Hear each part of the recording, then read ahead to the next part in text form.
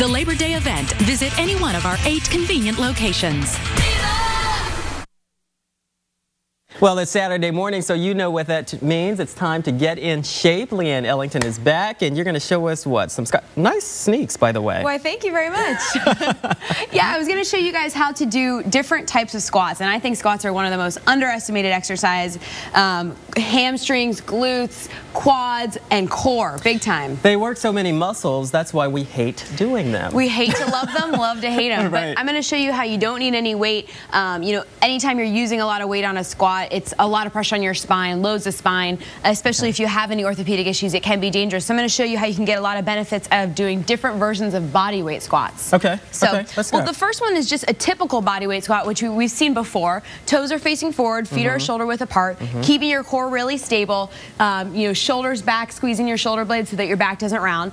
Butt is the first thing that goes back, and you're coming all the way down to parallel, driving through the heel and the entire foot on the way up. Yeah. Okay, pretty standard. And the squat becomes less effective if you don't come down all the way. Okay, because gravity is pulling directly against you when your thighs are parallel to the ground. So maybe a good rule of thumb is you want to look like you're sitting in a chair. Exactly. That's exactly the making position. sure your knees aren't going past your toes, keeping your spine straight. Okay. But how do we make it a little bit harder? Well, there's something called a prisoner squat, where your hands go directly behind your head. Okay. It's harder to keep your back straight, so therefore your core has to work a little bit harder. Okay. So going all the way down, not bringing my elbows forward, keeping my elbows back. Once again, pressing through the heels on the way up. My core has to work a lot harder just to stay straight, to stay stable. I don't even like the name of that one. It looks like it hurts too. Well, wait till you see the next one. An overhead squat. It's a very telling exercise. A lot of times people actually use it as a movement assessment to see where your spine is curving or where your knees are buckling in,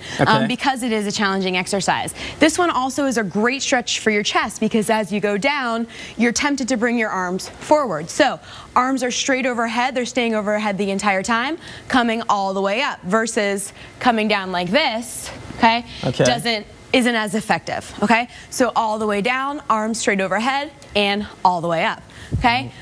Want to make it a little bit harder? Oh, please, let's make it harder. Throw something Why not? else in, okay? You can add a little bit of a kick to it, because adds in balance. Okay. So squat to a kick.